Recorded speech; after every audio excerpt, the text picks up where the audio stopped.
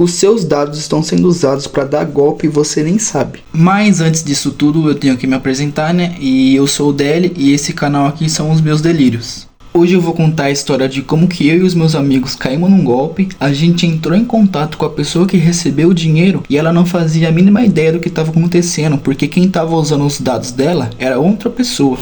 E toda essa história começou quando eu e o meu amigo Ju resolveu ir para um show do Yankee Vino que ia ter na nossa cidade. E a gente é bastante fã do Yankee Vino e a gente pensou, por que não ir? O Ju, ele comprou o ingresso dele no segundo lote por R$40. Eu peguei um pouquinho mais tarde. Eu peguei no terceiro lote por 50. Isso fazendo 2 semanas antes do show acontecer. Até aí tudo certo.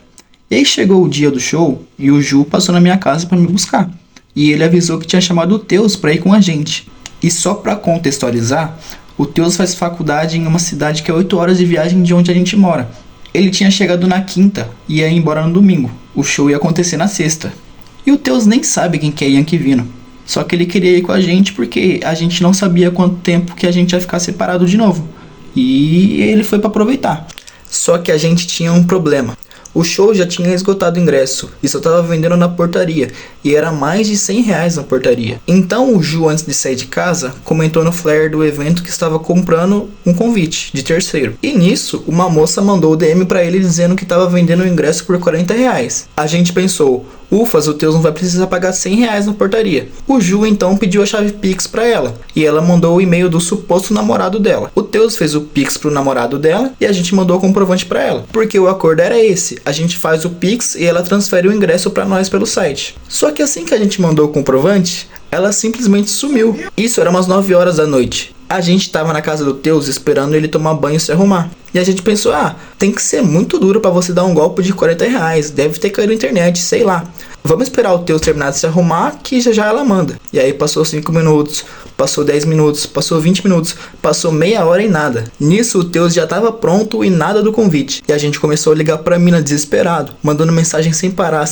Mas lembram que eu comentei que ela passou a chave Pix do namorado dela? Essa chave era um e-mail com o nome de Carlos. E no comprovante do Teus também tava Carlos. Só que aí que vem o plot twist, gente. Quando a gente entra no perfil do Insta dessa mina, tá lá que ela namora com um tal de Rafael. Nisso eu já aceitei que a gente tinha caído num golpe. Só que os moleques estavam se recusando a acreditar. Aí eu fui olhar o comprovante de novo pra ver se eu achava mais informações sobre a mina, sobre o cara, sobre qualquer coisa. E aí quando eu fui ver lá em banco, não tinha nenhum banco tipo Santander, PicPay, Banco Inter. Tava uma instituição de pagamento terceirizada, tá ligado? Tudo cada vez mais indicando que era golpe. Só que aí eu tive uma ideia. A gente tinha o e-mail do cara.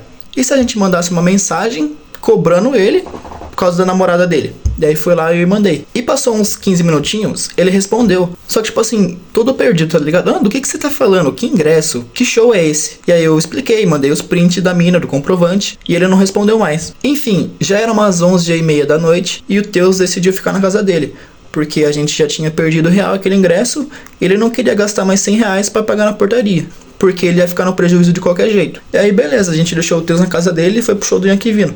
Chegamos lá umas meia-noite, foi muito da hora. Só que seria muito mais legal se o Teus estivesse com nós. Enfim, o show acabou e a gente foi pra casa umas 5 da manhã. E eu fui dormir.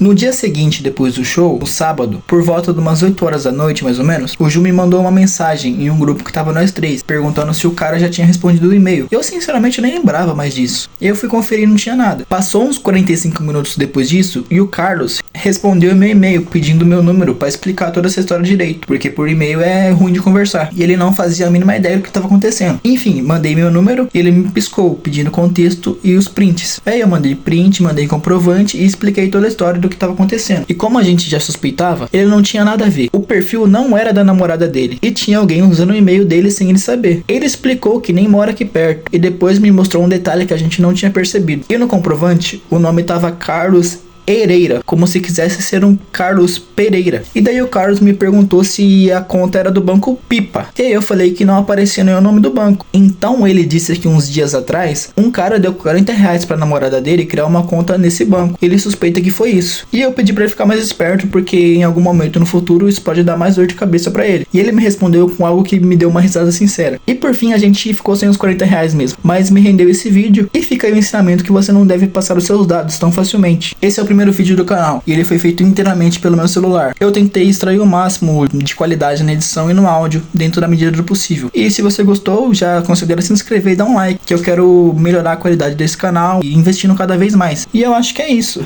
Até mais.